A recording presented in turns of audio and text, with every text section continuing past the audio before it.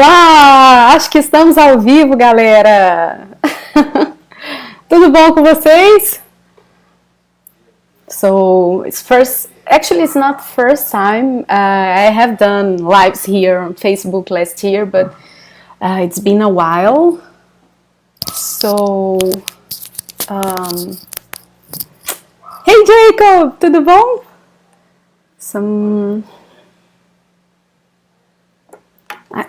I guess the sound is a little bit too much, so just let me try to put it lower. It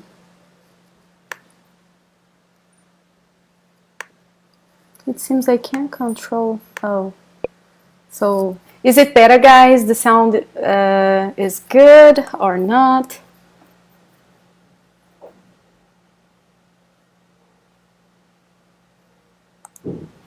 So let me see. Can you see me, guys? Is it all good?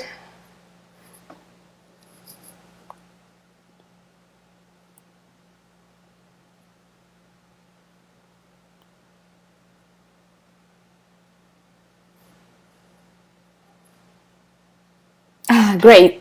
Great to know that sound is fine.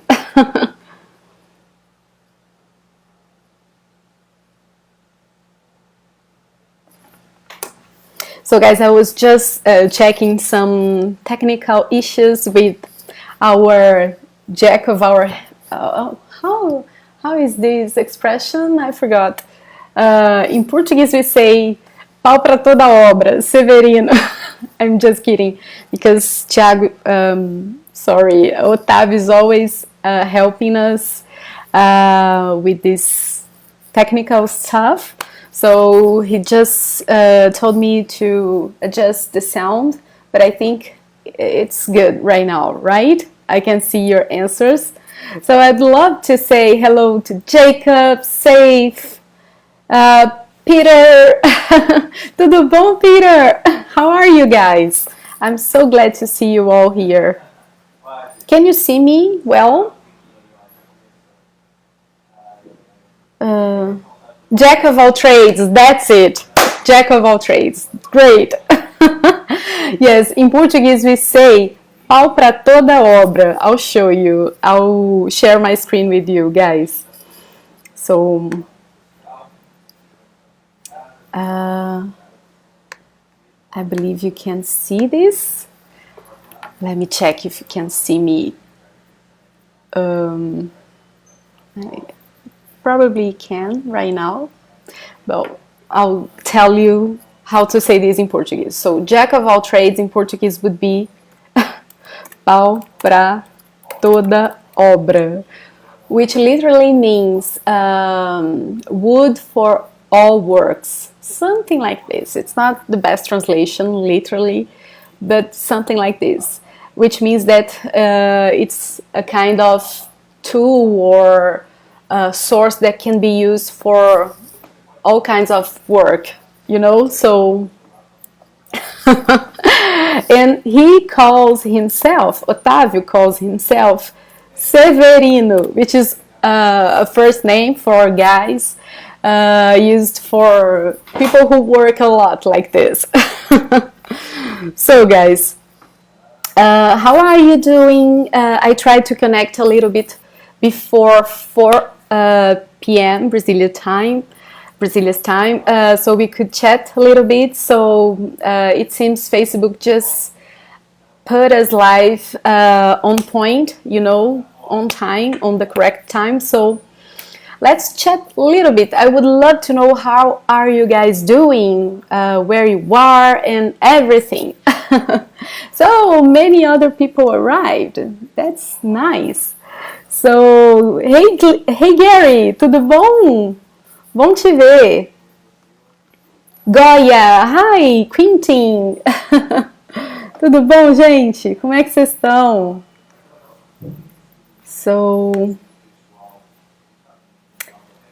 okay, so I would love to know if you can see me, because here in my feedback video, my image is frozen.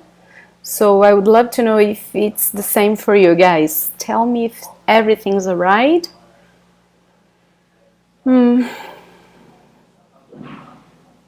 So I can check. So you can see me. So it just, for me, I can't see me. I can't see myself. The video is like frozen, but if you can, that's perfect. So how are you guys doing? Where you are right now? And I would love to know if you are all in quarantine, because here in Brazil, almost the whole country is. So I am in quarantine since March 18th. So it's been 2 weeks and 1 day. And I know it's not easy, guys, but let's face this this tough time the best way we can. So one good way to do it is to use this extra time. I know not everyone is having extra time. I'm not. Believe me, guys, I'm not having extra time. It's just on the opposite of that. I'm having extra work. So things are quite busy over here. And I know that some of you are just like me, working from home, or even not doing quarantine, because I know lots of you can't. But for you guys who have this extra time, you should use it with a good purpose, like maybe doing some extra physical exercise activities, or meditating for those who like that, or studying Portuguese. This is a good idea. I know that lots of you have been waiting for some extra time to study Portuguese, so maybe this is the perfect time to do it, and also to like occupy our minds and not be just thinking about this tough time we are facing, because we know that it's not easy. We have also lots of economic issues coming with that, so it's easy to get stuck with thoughts and just get anxious about it. But let's try to focus on other things, the things that we can control. So, for example, we can't control the world, this disease, the economic issues. This is not up to us, but we can control our daily routines, what we eat, what we think. So let's try to do the best we can. That's why I'm suggesting you to study Portuguese, and we'll be here to help you with that. So count on us, okay? So let me see if I have more comments. So many answers, so I can see people from US. So Goya is from Georgia. Charles, hey Charles, from Florida. So it's great to know that image and sound is good. Perfect, I'm glad, guys. So Kashifa is saying that's sorry, I can't see your image clearly, but you're saying that you are in quarantine for 21 days. So in South Africa, good to know. And Safe is giving a good advice, guys. Don't watch news. Não assista as notícias. I agree with that. I know that we have to be informed and know how things are going, but just enough, you know, like just watch the enough time to get the information you need and stop. Otherwise you get so confused and sad and anxious. So just get the enough information you need from reliable sources, and then go and just live your day, right? Go live your day and do the best you can. And Charles is saying something interesting and funny. Eating, that's the problem. Yeah, I know that lots of you guys are having like trouble eating too much. I guess we all have to give us a break. Of course, we have to pay attention to that, because it's important to take care of our health. But give a break to yourself, guys. It's a tough time, so maybe you feel like sleeping more than you normally do or eating more than you normally do, so it's okay. Okay. But let's go, let's start. So do you guys have our study material with you? We sent earlier today through our Telegram group. So by the way, if you're not yet in our Telegram group, you should, guys, because we send materials and lots of content there. And actually now with Telegram things are getting better, because there we can use more tools to pass the content for you. So it's a very good source. So Telegram, every Thursday when we have this live class, we send this material, which is this one over here. So you can follow the class with the material. If you want, you can print it and take notes. And also on Fridays we will send a dialogue which you can listen to and just practice your listening skills. So great source of content. Okay, so let's start. We had our 10-minute chat, so let's start right now our class. Just let me check what Severino Otávio is saying. He was just asking me to lower the sound. Let me ask. Let me tell him that I did. So let's start, guys. So here we are. Today, guys, I decided to talk to you about Easter, which is coming next week. And I'm not telling you this because of religious matters, because I know that each one of us have or has different perspective on that. What I meant by this class is just to show you a cultural perspective on it, on this subject, because this is, of course, cultural stuff like religious subjects or music or food. They impact our daily lives. So for example, if you live in Brazil, or if you know someone in Brazil and you chat with this person will be living this moment here right now. So it's important to know vocabulary related to that, expressions, even to politely wish this person a happy Easter, right? In Portuguese. So that's our goal here with this class today, okay? To talk a little bit more about our cultural way to lead this time here in Brazil, okay? So if you get this material, you have this page. The second page, guys, I would like to remind you, is clickable, so it's very easy, because with that you can just click and be directed to one of our sources in these platforms, okay? So it's a great way to just get what you want, okay? So let's go. So the first thing I would like to remind you is that we have a very beautiful symbology behind this time of the year, because it means rebirth and freedom, right? So I think it's perfect for the moment we are living right now. Let's really incorporate this mindset of freedom, of rebirth, that we will all be soon living, hopefully. I really believe we will. So I think it's nice to get this idea into our minds, right? So let's start with some etymology.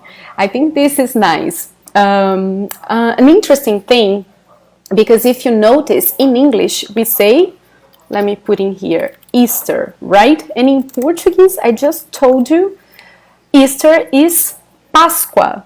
So they have nothing to do, right? It's interesting because many words do. We have lots of words that share the same origin, right? I mean, in English and in Portuguese, because maybe they have this origin in Latin, ancient Latin, and etc. So this is not the case for these words. They have different origins, right? So I would like to tell you that actually the word Páscoa comes from Hebraic. Am I saying this right? Probably not. But it's from this ancient language, the language from Jewish people. And here you can see how they are similar, right? So in Hebraic we say Pesach. Probably saying this wrong too, sorry guys. But I would just wanted to show you how they are similar and why our word is so different. Because it comes from a different origin, okay? Let me put it, oh, not so big. Yes, better.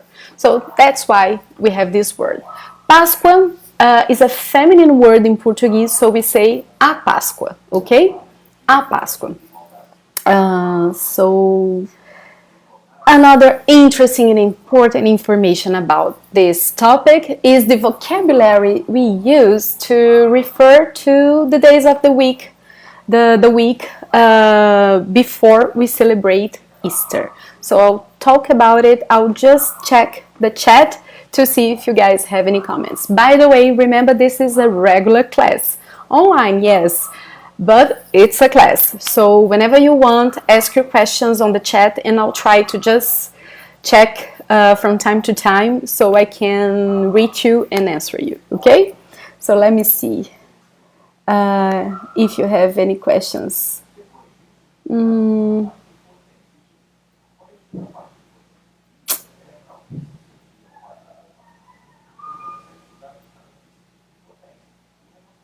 So I can see that you guys are discussing a little bit about the pronunciation, right, of the word Páscoa. So it's just like this. Páscoa, Páscoa, Páscoa. Notice that the main important, it's great, the most important syllable is the first one. So Páscoa, Páscoa. So the last syllable is kind of weak. So we say Páscoa, Páscoa. So the last one will be pronounced like this. Qua, qua, qua. Very weakly. And the first one is the strongest one. Páscoa, Páscoa. Got it? If you live in Rio or in Northeast Brazil, also some parts in the north, you will pronounce it like this. Páscoa, Páscoa. So the S will be pronounced like this sound. Sh, sh, sh. Páscoa. Okay? So, let me see. Yes. So, here we have the Holy Week. Semana Santa, guys, means Holy Week, okay? Holy Week. Actually, it's interesting because when I lived in Sweden, I remember they celebrated Easter, actually also the 2 days after the Sunday of Easter. We here in Brazil, actually, we celebrate the week before. And we end this week on the Easter Sunday. So the week starts on the previous Sunday, which we call Domingo de Ramos. Domingo de Ramos, guys. It's interesting because Ramos means branches, okay? So it's a reference to the branches of the olive tree.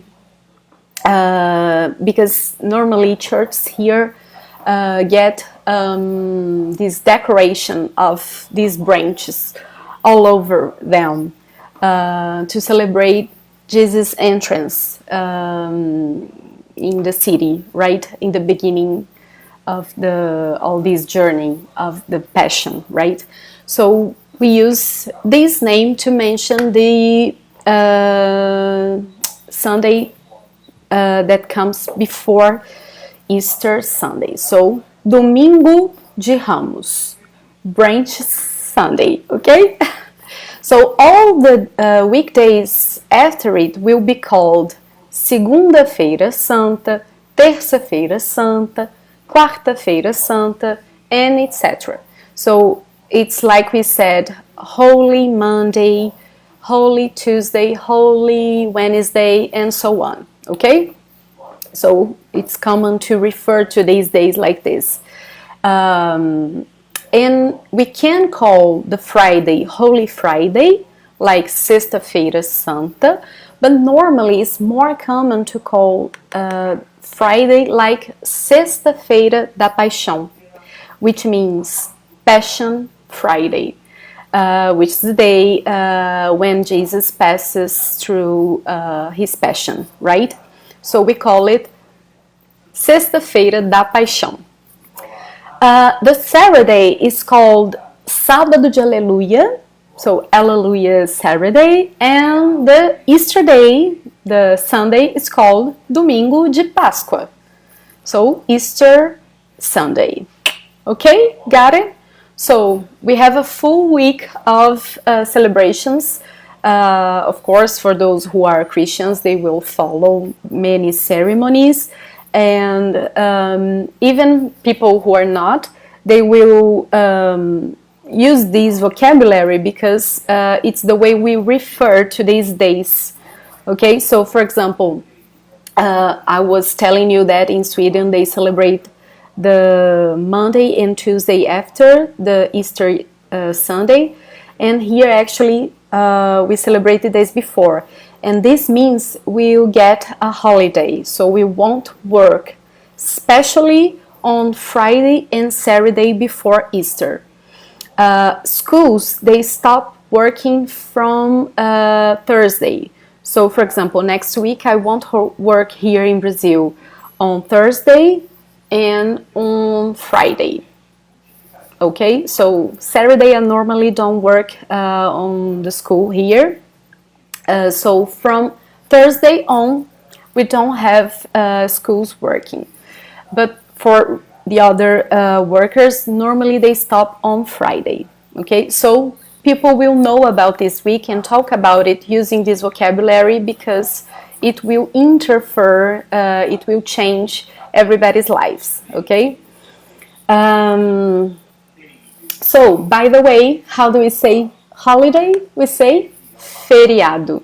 So when we have a day where we celebrate some date, specific date, or a festivity, or something like a national date, we call it feriado, okay? Feriado. So I mentioned here that it goes from Thursday to Sunday here in Brazil, okay? Although the whole week is considered a Holy Week, the holiday will be from Thursday to Sunday, or from Friday to Sunday in some cases, okay? So let me see your comments, if you have any comments. Kira is there! Oi, Kira, tudo bom? So let me see. Palm Sunday, that's it. I think it's best to translate like this, Charles. That's it, Palm Sunday. Do you say like this there? So here we say like, actually we refer not to the olive or the palm tree, but to the branches. It's funny, right? So we call it like this. But that's it. Very good, guys. So let's go. Just some more. Sorry, guys. What about the symbols we have during this time? So we have many, right? And it will be different in each culture. But here in Brazil, the main symbol and the one we use is the rabbit. okay, the rabbit. I know that in Sweden, for example, I'm comparing it because I live there and I could compare the way they celebrated this date. But there, they use also the little chicks. But here in Brazil, no, it's just the rabbits. And why so? That's the important thing. By the way, we call it Coelho da Páscoa. Coelho da Páscoa, okay? So Easter rabbit, something like this. Maybe not rabbit. Maybe we would use another word because rabbit's the bigger one, right? But anyway, what I wanted to tell you is why we use the rabbit. It's because it's a symbol of fertility and life, right? In the North Hemisphere, Easter is also the time where spring starts, right? So rabbits are the first animals to come out and to reproduce, right? So they are this strong symbol of fertility and life. That's why it used to be used as a symbol, and it's very employed here in Brazil. Although we don't celebrate spring now. Remember that, guys. We are always in the opposite season as you guys who are in the North Hemisphere. Someone here is from South Africa, so you know what I mean, right? So right now we are celebrating autumn, fall here. And so it's not spring related celebration, sorry. So just let me check this word I was curious about. It's going on. So I just put an image here so you guys can see. Children in school, they paint rabbits. What else? They like make many different kinds of handwork to represent this time of the year, right? So maybe a bunny. That's it. That's the name I wanted to remember. Bunny. Maybe it's more correct. So the other important symbol we use in this time is the ovo de Páscoa. You know, guys, what this means?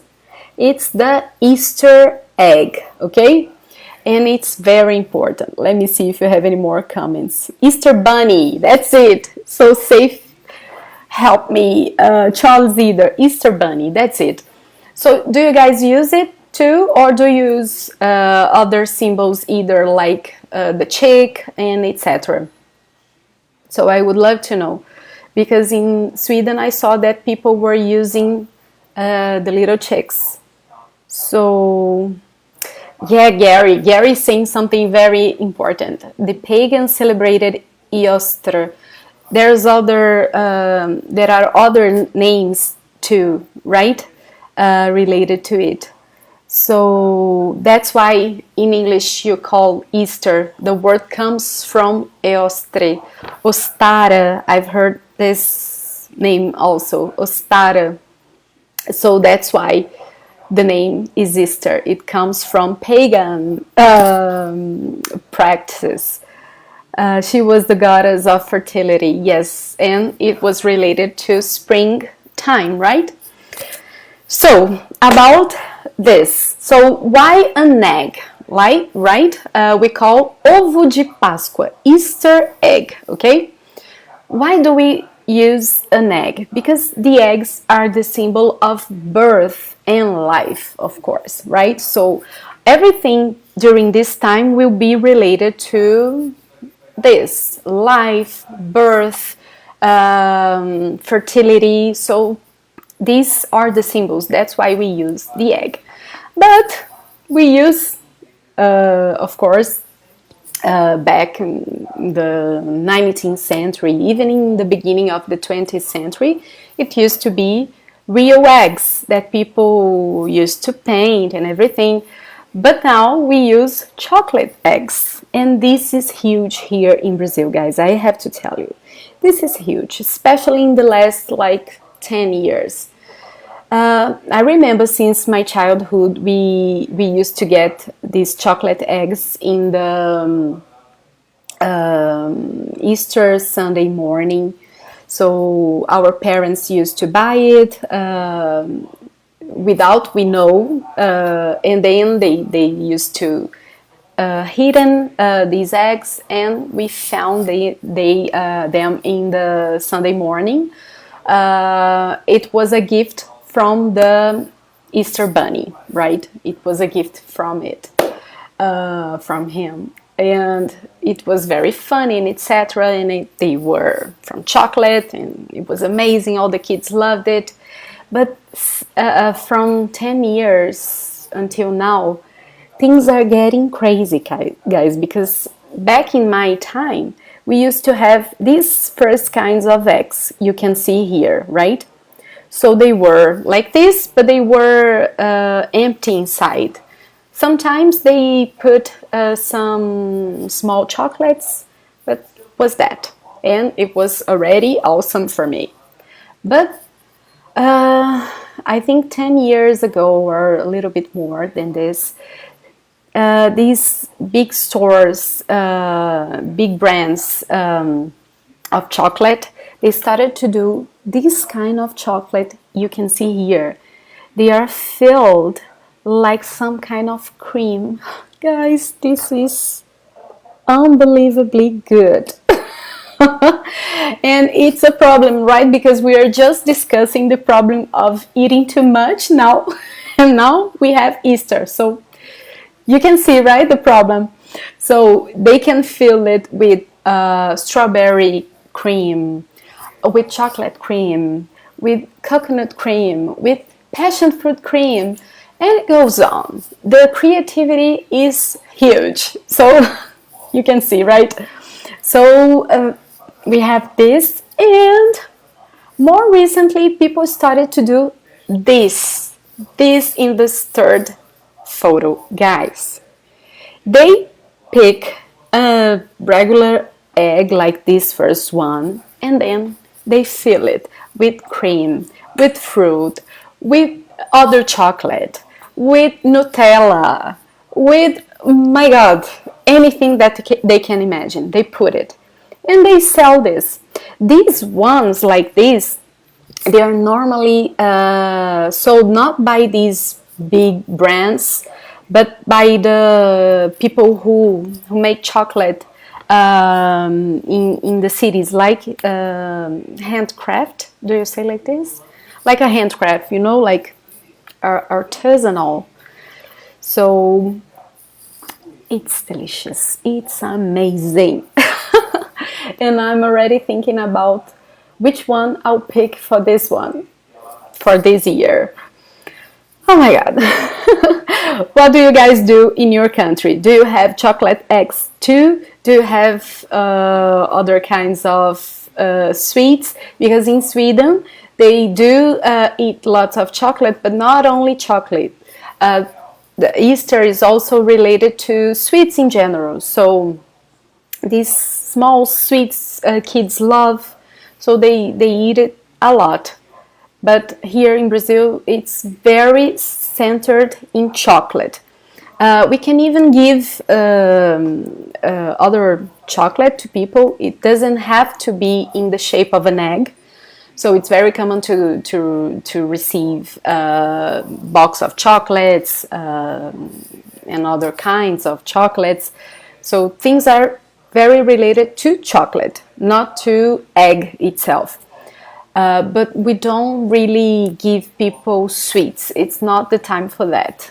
It's just about chocolate. So let me see what you have here. I don't know how things are in your country, but we would love to know.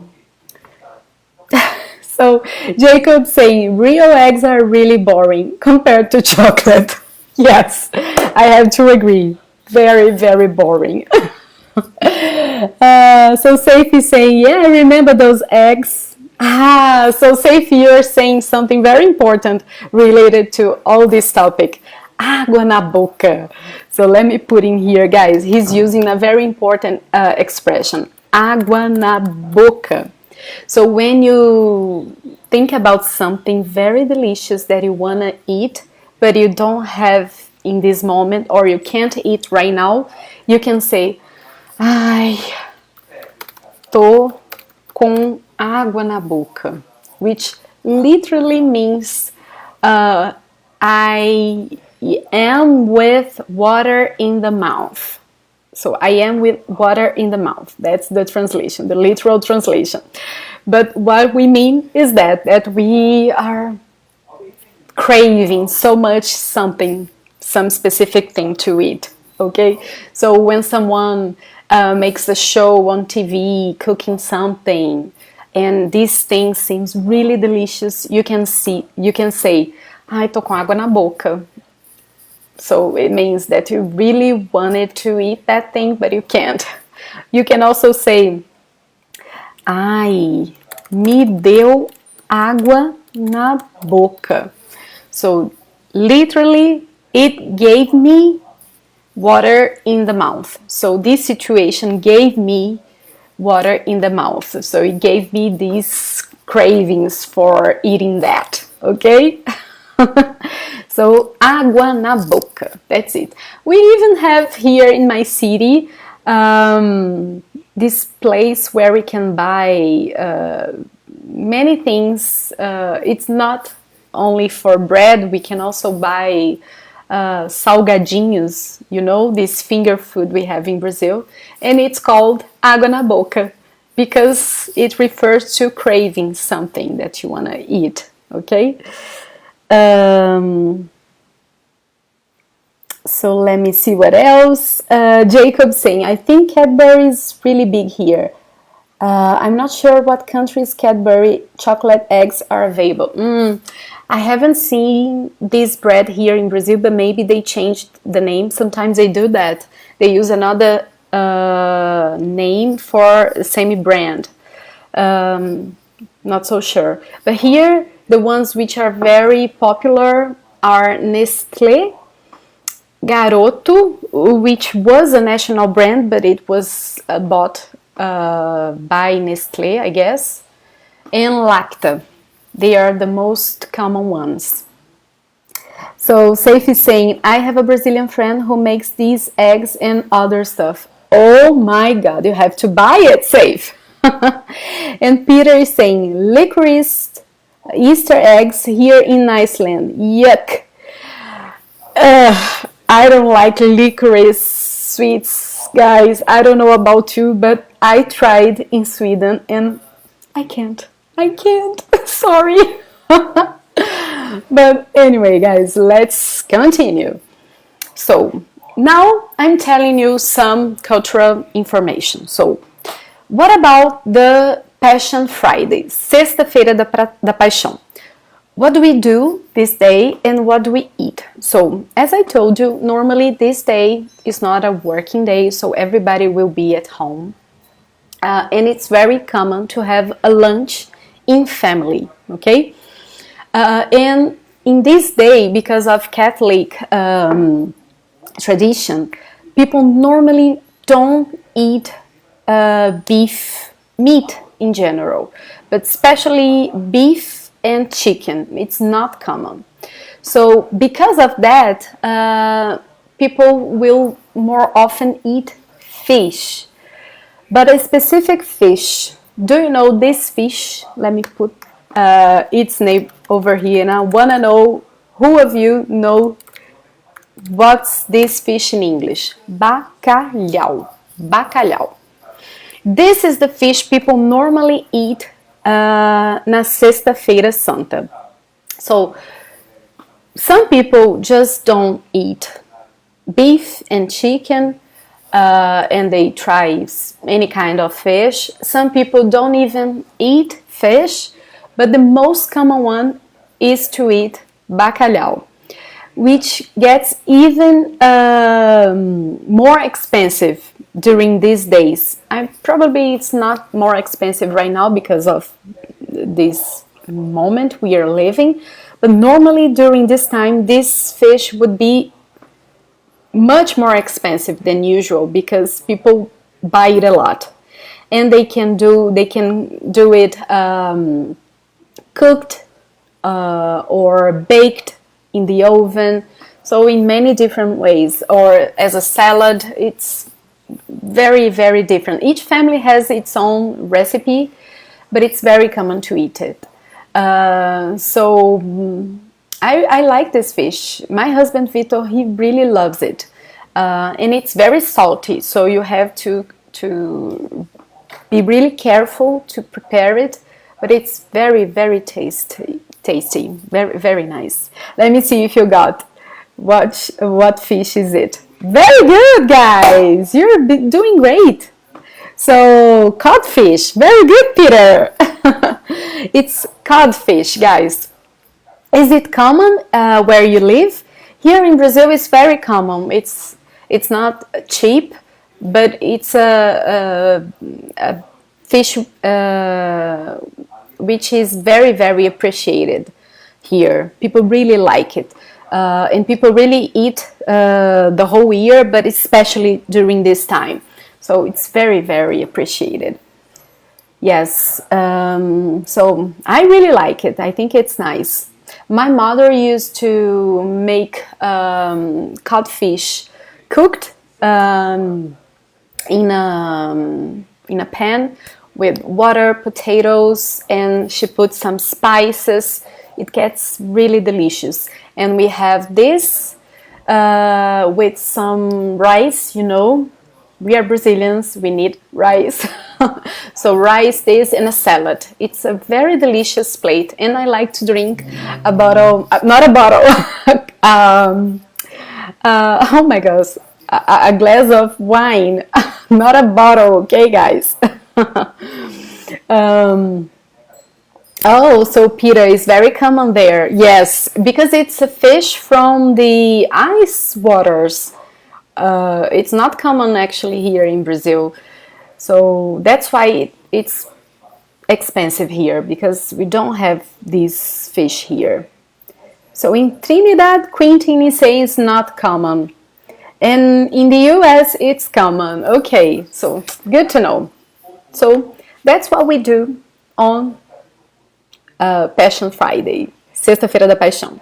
What about the Easter Sunday, Domingo de Páscoa? What do we do this day? What do we eat? So, in terms of entertaining kids, and also when we get together with our family, for kids, it's very common to do pegadas dos coelhinhos. So, it's very common to make this fake scene where the bunny was there and he left the chocolate eggs for the kids.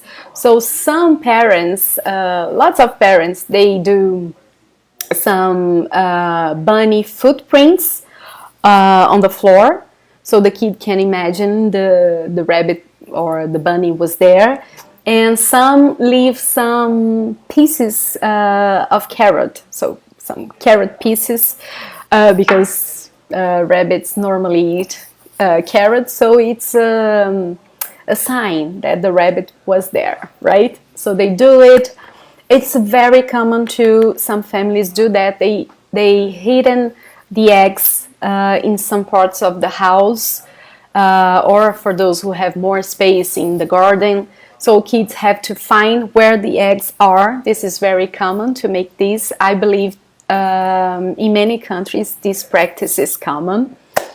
And also, guys, it's common to exchange chocolates, like I said, in general. Not only chocolate eggs, but chocolate in general.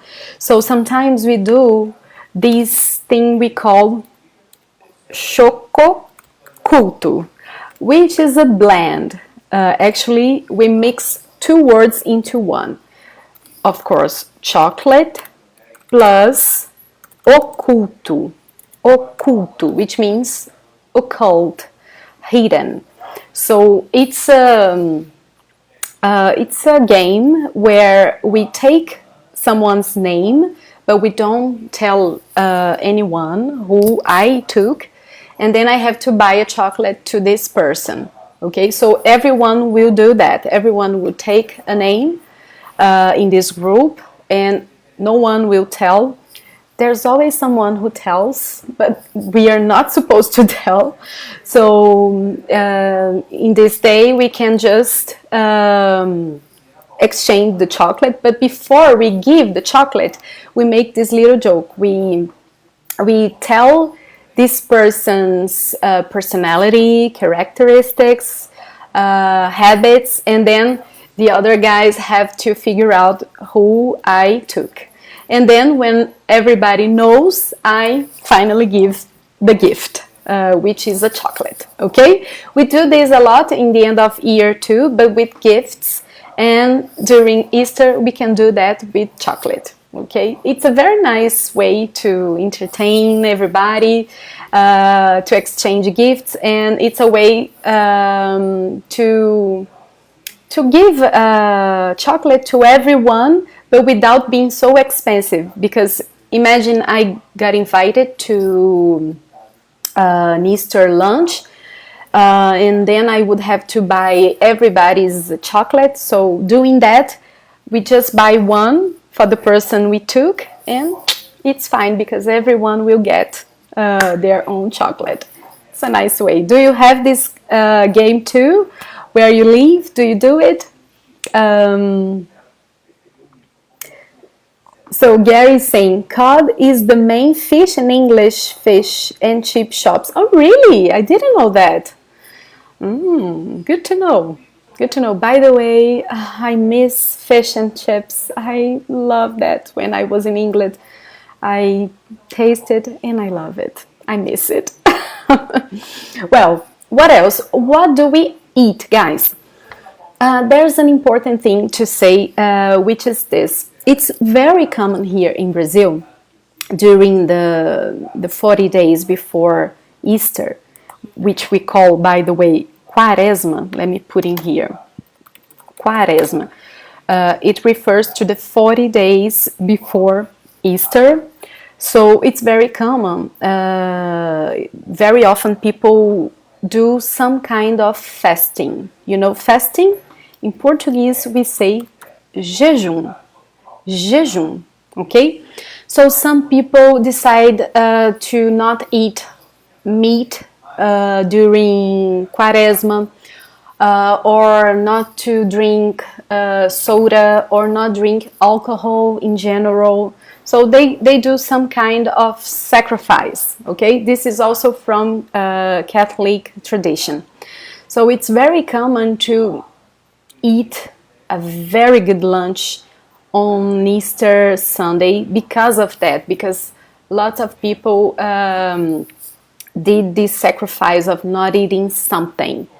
Like I said, can be beef, can be chocolate. Some people do that a lot. They don't eat chocolate, and they just they can just eat in the Easter Sunday.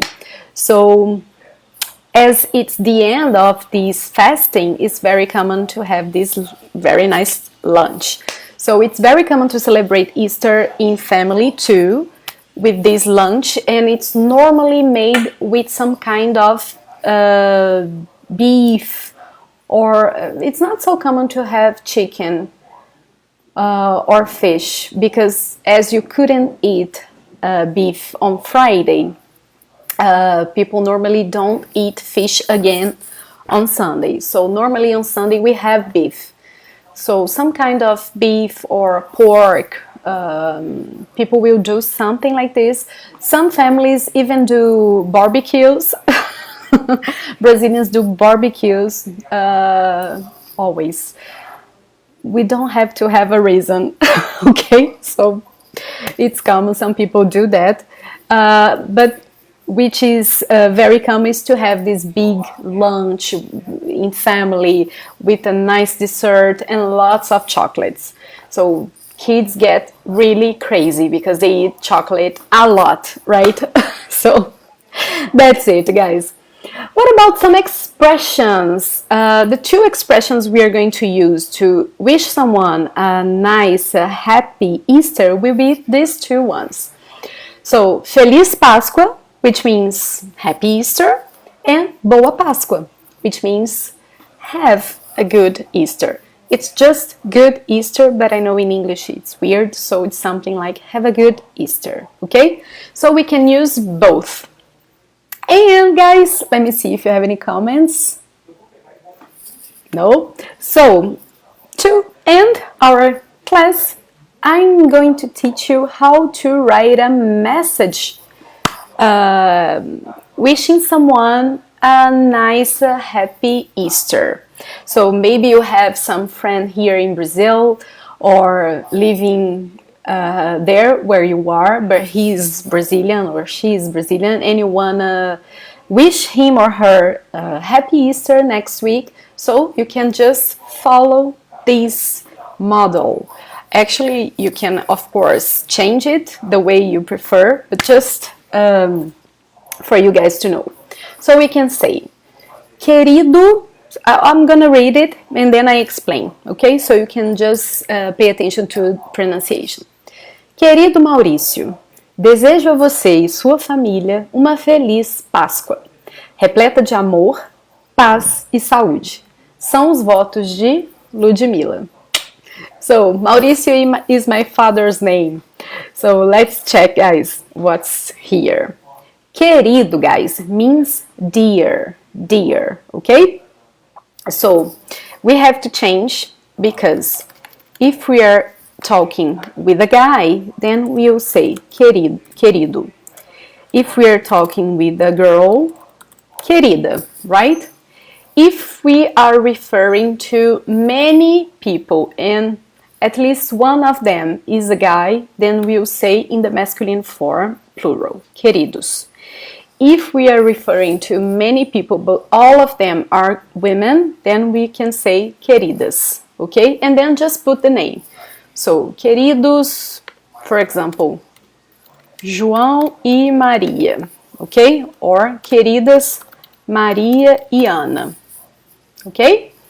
So, then we say desejo, which means I wish. So remember, in Portuguese, we don't need to put the subject all the time in the sentence. So I can just infer that the subject is I, eu, because of the verb conjugation. Okay? So, desejo a você, I wish you. Notice that we need a preposition before you, before você. So, desejo a você e sua família, and your family,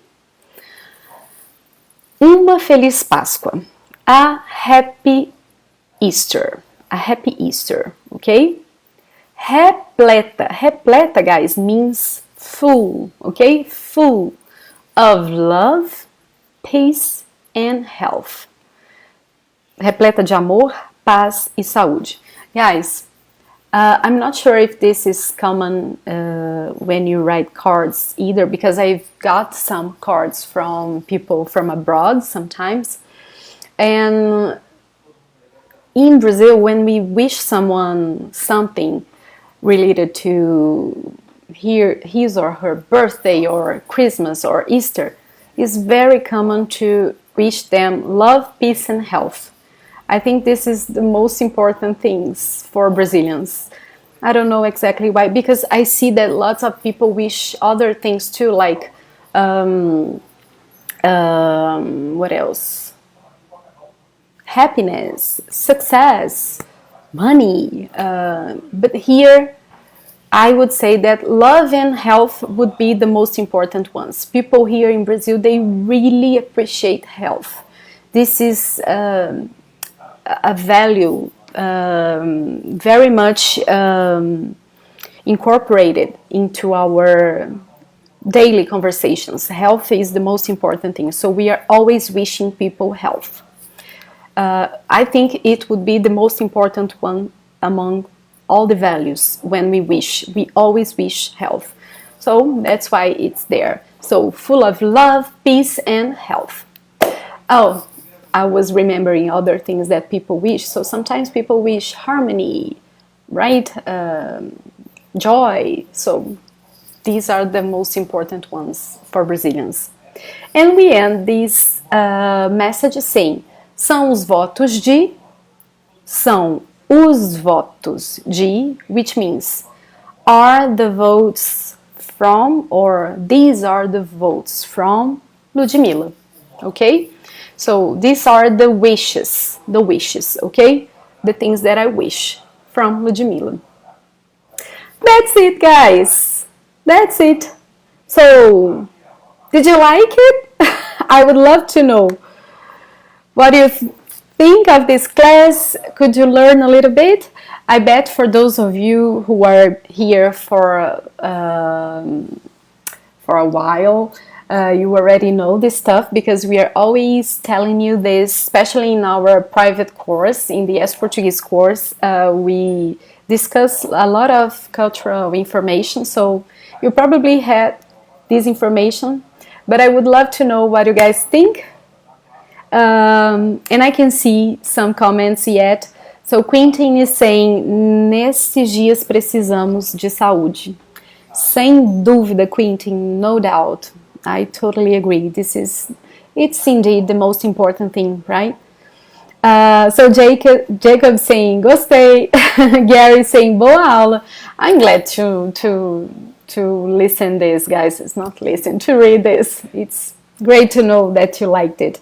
And guys, it's always important to know what you guys want as content. So don't forget to tell us what you want in our social media. So you can always leave a message here or on Instagram, where we are more present. It's great to know what you need to know, so we can thus prepare a good source of information for you, right? So Jacob says, it's interesting to see similarities and differences in cultures. Exactly. I love to study these kind of things, and I think they help us a lot to understand how these language work. Without knowing that culture, it's difficult to really understand the language. So I love to do this kind of studies too.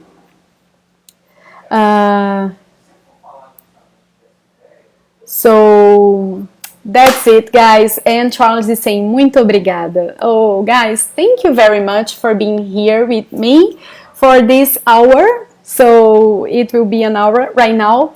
So I really thank you for being here. And don't forget that next week on Thursday, we'll be here too. We have another live class full of great content for you. So count on us with whatever you need, ok? So, muito obrigada, gente. Até a próxima, hein? Tchau!